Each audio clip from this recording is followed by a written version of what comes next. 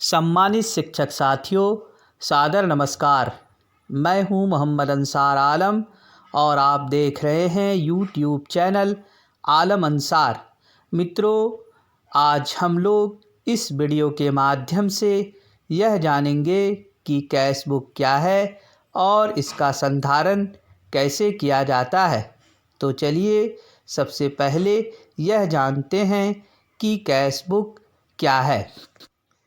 जैसा कि नाम से ही स्पष्ट है, कैश जिसका संबंध पैसों से है, अर्थात संस्था में होने वाली आर्थिक गतिविधियों का हिसाब इस रजिस्टर में रखा जाता है, चाहे वह संस्था सरकारी हो या गैर सरकारी। इस प्रकार के सभी कार्यालयों में इस रजिस्टर का संधारण करना पड़ता है। मित्रों, कैश बुक 4 प्रकार के होते हैं। पहला सिंपल कैश बुक और सिंगल कॉलम कैश बुक, दूसरा 2 कॉलम कैश बुक, तीसरा 3 कॉलम कैश बुक, चौथा और अंतिम पेटी cash book. Simple cash book को साधारण रोकड़ बही कहा जाता है, जबकि 2 कॉलम कैश बुक को 2 खानों वाली रोकड़ बही कहते हैं। 3 कॉलम कैश बुक को 3 खालों वाली रोकड़ बही कहा जाता है एवं पेटी कैश बुक को खुदरा रोकड़ बही कहते हैं। तो चलिए आज हम यह जानेंगे कि 2 कॉलम कैश बुक क्या है, इसका प्रारूप क्या है और इसका संधारण कैसे किया जाता है। वैसे तो कैश बुक में कई कॉलम होते हैं, फिर भी इन्हें 2 कॉलम क्यों कहते हैं। मित्रों, कैश बुक में 2 पेज होते हैं, एक पेज लेफ़्ट साइड में और दूसरा पेज राइट साइड में। लेफ़्ट साइड के पेज में 2 कॉलम और राइट साइड के पेज में 2 कॉलम का अहमियत बहुत अधिक है। एक कॉलम कैश का है तो दूसरा कॉलम बैंक का है, इसलिए इसे 2 कॉलम कैश बुक कहते हैं।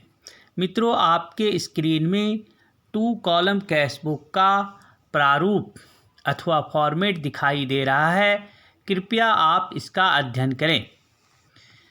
इस प्रारूप में आपको 2 पेज दिखाई दे रहे होंगे, पहला है लेफ़्ट साइड और दूसरा है राइट साइड।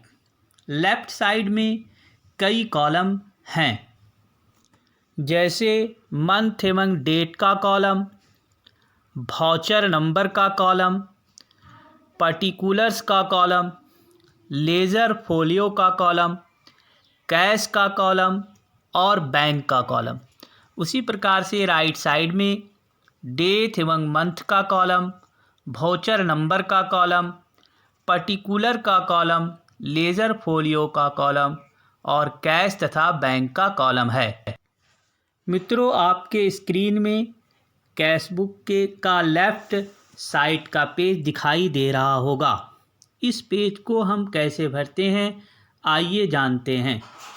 आप जिस माह का कैश बुक बना रहे हैं, उस माह की तारीख को मंथ एवं डेट वाले कॉलम में भरेंगे। आपके पास उस माह की पहली तारीख को कितना ओपनिंग बैलेंस है, उसे कैश वाले कॉलम में और बैंक वाले कॉलम में दर्ज करेंगे। यहाँ पर ध्यान देने वाली बात यह है कि आपके पास ओपनिंग बैलेंस 2 तरह के हो सकते हैं, एक बैलेंस जो आपके हैंड में है और एक बैलेंस जो आपके बैंक खाते में है।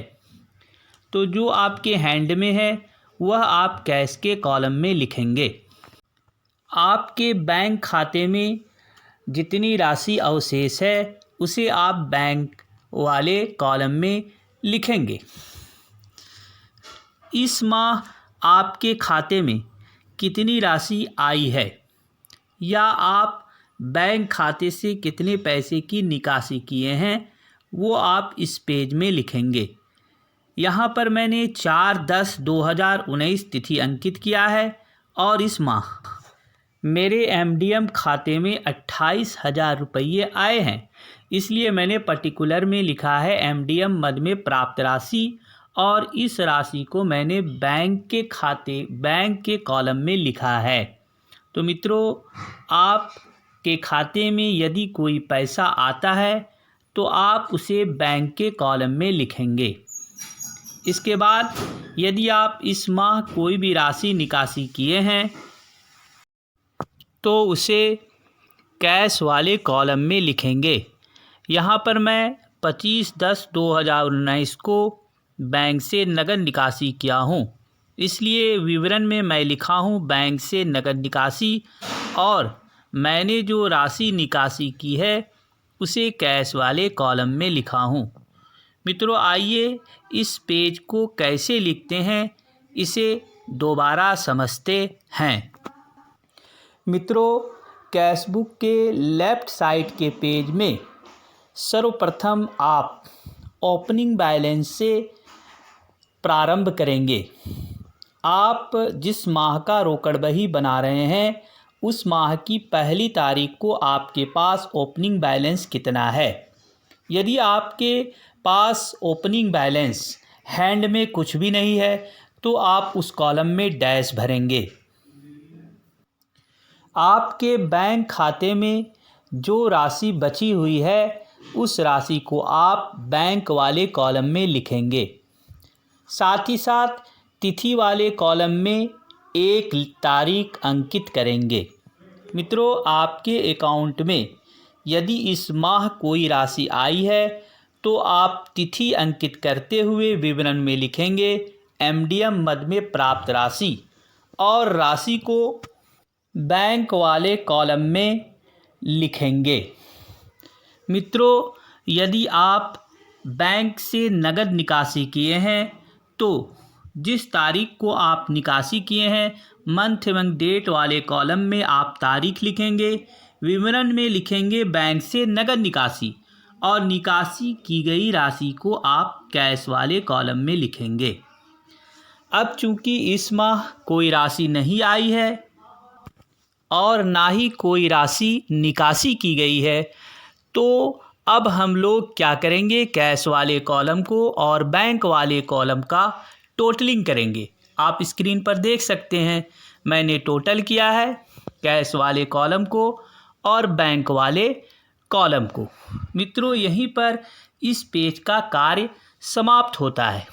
अब हम कैश बुक के राइट साइड के पेज को कैसे भरते हैं यह जानेंगे।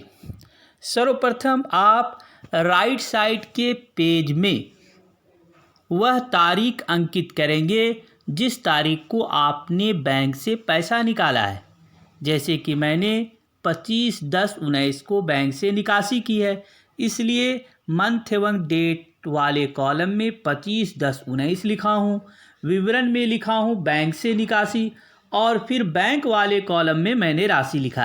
अब आप इस माह जितनी प्रकार की राशि का व्यय किया है यानी कि खर्च किया है उसे आप विवरण सहित लिखिए, और यहाँ पर आप तिथि अंकित कीजिए उस महीने की अंतिम दिन को। जैसे मैंने माह अक्टूबर का रोकड़ बही बनाया है, इसलिए यहाँ पर लिखा हूँ 31/10/19। साथ ही साथ मैंने यहाँ वोचर नंबर भी अंकित किया है, और मैं लिखा हूँ राशन में व्यय की गई राशि। उस राशि को मैंने कैश वाले कॉलम में लिखा है। हरी सब्जी में व्यय की गई राशि, उस राशि को मैंने कैश वाले कॉलम में लिखा है। अंडा में व्यय की गई राशि, उस राशि को मैंने कैश वाले कॉलम में लिखा है। और जलावन में व्यय की गई राशि, उस राशि को मैंने कैश वाले कॉलम में लिखा है। आप विवरण में अपने हिसाब से स्टेटमेंट लिख सकते हैं। यहाँ पर ध्यान देने योग्य यह बातें हैं कि आपने जो भी राशि व्यय की है, आपने जो भी राशि खर्च की है, वह आप कैश वाले कॉलम में लिखेंगे। अब आप दोनों कॉलम को, कैश वाले कॉलम को और बैंक वाले कॉलम का टोटलिंग करेंगे, जैसे मैंने यहाँ किया है। टोटलिंग के पश्चात अब आप क्लोजिंग बैलेंस निकालेंगे। तो क्लोजिंग बैलेंस निकालने का तरीका क्या है, आइए अब हम कैशबुक के दोनों पेज को देखते हैं। मित्रों, आप स्क्रीन पर कैशबुक के दोनों पेज को देख रहे होंगे। अब हम यहाँ पर क्लोजिंग बैलेंस निकालते हैं। क्लोजिंग बैलेंस निकालने का तरीका क्या है मित्रों, आप बाएं साइड के पेज को देखिए। बाएं साइड में मैंने जो कैश का टोटलिंग किया है वो उस कैश का टोटल और दाएं साइड के कैश का टोटल आप माइनस कीजिए। माइनस करने के पश्चात जो राशि अवशेष रह जाएगी उसे आप दाहिने पेज के कैश वाले कॉलम में लिखेंगे।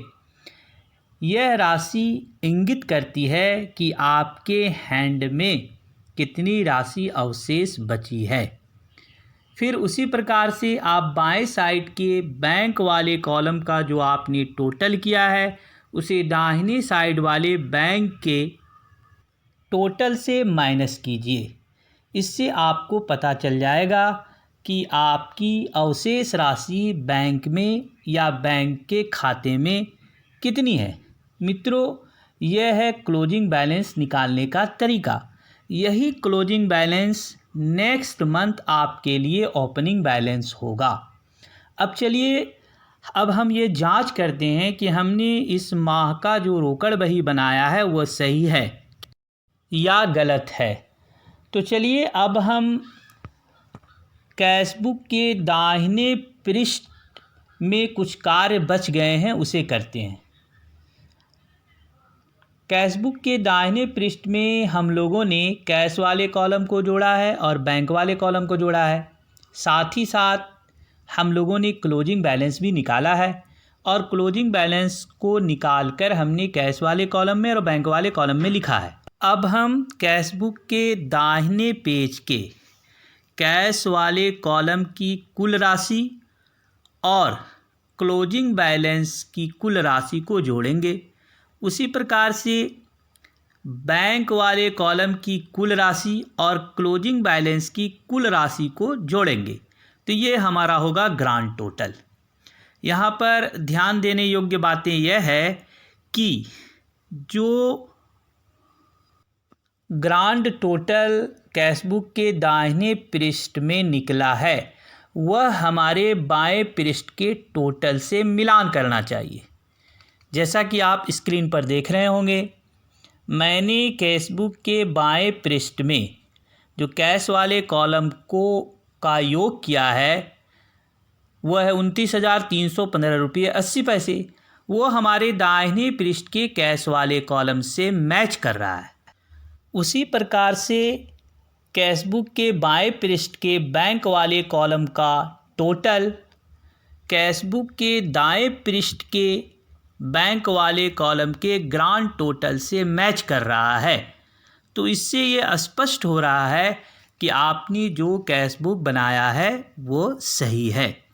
एक बार पुनः मैं दोहराता हूँ कि कैशबुक के बाएं पृष्ठ का टोटल और दाहिने पृष्ठ का ग्रांड टोटल एक दूसरे से मिलेगा। मित्रों, यहाँ पर मैंने कैशबुक के दाएं पृष्ठ में वाउचर नंबर लिखा है। वाउचर नंबर कहते हैं बिल नंबर को।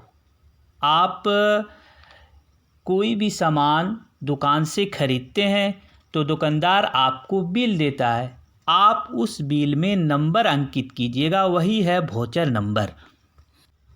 मित्रों, अभी कोरोना काल चल रहा है जिसके कारण विद्यालय में पठन पाठन स्थगित हैं। बच्चे विद्यालय नहीं आ रहे हैं, इसलिए विद्यालय में एमडीएम नहीं बन रहा है। उसके बदले हम लोग बच्चों को प्रतिपूर्ति भत्ता देते हैं। तो चलिए इस कोरोना काल में हम लोग एमडीएम का कैशबुक कैसे बनाएं इस पर थोड़ी चर्चा कर लेते हैं। आप अपनी स्क्रीन पर कैशबुक के लेफ़्ट साइड का पेज देख रहे होंगे। आइए पुनः एक बार शुरू करते हैं हम इस पेज को कैसे भरेंगे। मित्रों, आप जिस माह का कैश बुक बना रहे हैं उस माह की पहली तारीख को आपके पास कितना ओपनिंग बैलेंस है वो आप दर्ज करेंगे। आपके हैंड में कितना पैसा है वह कैश के कॉलम में भरेंगे, आपके बैंक में कितना पैसा है वह बैंक के कॉलम में भरेंगे। हो सकता है कि आपके हैंड में कोई पैसा नहीं है तो आप कैश के कॉलम में डैश लिखेंगे और आपके बैंक के खाते में जो पैसा है वो बैंक के कॉलम में लिखेंगे। मित्रों, इस माह जो भी राशि आई है उसका आप तिथि सहित विवरण में लिखेंगे। जैसे अंडा और फल में राशि आई है तो आप लिखेंगे अंडा और फल मद में प्राप्त राशि। एमडीएम में राशि आई है तो एमडीएम मद में प्राप्त राशि, और उस राशि को बैंक वाले कॉलम में लिखेंगे। यदि आप इस माह कोई भी राशि की निकासी किए हैं तो आप मंथ एवं डेट वाले कॉलम में तारीख लिखेंगे, विवरण में लिखेंगे बैंक से नगद निकासी, और उस निकासी की राशि को कैश वाले कॉलम में लिखेंगे। इसके बाद आप कैश वाले कॉलम का टोटल कर देंगे, साथ ही साथ बैंक वाले कॉलम का टोटल कर देंगे। यहीं पर इस पेज का कार्य समाप्त होता है। अब हम दाहिने पृष्ठ पर जाते हैं। मित्रों, आपके स्क्रीन में कैश बुक का दाहिना पृष्ठ दिखाई दे रहा है। यहाँ पर मैंने सर्वप्रथम तारीख अंकित किया है 27/10/2020, यानी इस तारीख को मैंने बैंक से पैसे की निकासी की है, इसलिए विवरण में लिखा हूँ बैंक से निकासी, और यह राशि मैंने बैंक वाले कॉलम में लिखा है। उसके जस्ट नीचे चूँकि मैं अक्टूबर माह का रोकड़ बही बना रहा हूँ इसलिए तारीख अंकित किया हूँ 31/10/20। विवरण में मैं लिखा हूँ कोरोना वायरस मध्याह्न भोजन योजना अंतर्गत कुल 12 दिन अंडर ब्रैकेट माह जून के लिए वितरित की गई प्रतिपूर्ति राशि, और इस राशि को मैंने कैश वाले कॉलम में लिखा है। उसके जस्ट नीचे मैं लिखा हूँ 31/10/2020, और फिर लिखा हूँ विवरण में कोरोना वायरस मध्याह्न भोजन योजना अंतर्गत कुल 5 दिन माह जून के लिए अंडा और फल हेतु वितरित की गई राशि। यहाँ पर आप 1 to 5 और 6 to 8 में वितरित की गई प्रतिपूर्ति राशि अलग अलग दर्ज कर सकते हैं। मैंने यहाँ पर 1 to 5 और 6 to 8 की दोनों राशि को मिलाकर लिखा है। मित्रों, अब हम कैश वाले कॉलम को जोड़ेंगे और बैंक वाले कॉलम को जोड़ेंगे और फिर क्लोजिंग बैलेंस निकालेंगे। क्लोजिंग बैलेंस का निकालने का तरीका मैं पहले बता चुका हूँ। चलिए अब क्लोजिंग बैलेंस निकालते हैं। आपके स्क्रीन पर कैश बुक का दोनों पृष्ठ दिखाई दे रहा है। आप बाएं पृष्ठ के कैश वाले कॉलम का जो कुल योग है वो दाएं पृष्ठ के कैश वाले कुल योग से घटाइए। साथ ही साथ बाएं पृष्ठ के बैंक वाले कॉलम के कुल योग से दाहिने पृष्ठ के बैंक वाले कॉलम को घटाइए। आपका क्लोजिंग बैलेंस निकल जाएगा। अब आप कैश बुक के दाहिने पेज का ग्रांड टोटल कीजिए, कैश वाले कॉलम का और बैंक वाले कॉलम का। ये ग्रांड टोटल यदि कैश बुक के बाएं पेज के टोटल से मैच कर रहा है तो समझिए आपने जो कैश बुक बनाया है वो 100% सही है। तो धन्यवाद मित्रों। यदि आपको ये वीडियो अच्छा लगा हो तो इसे आप ज़रूर लाइक कीजिए, शेयर कीजिए और सब्सक्राइब कीजिए।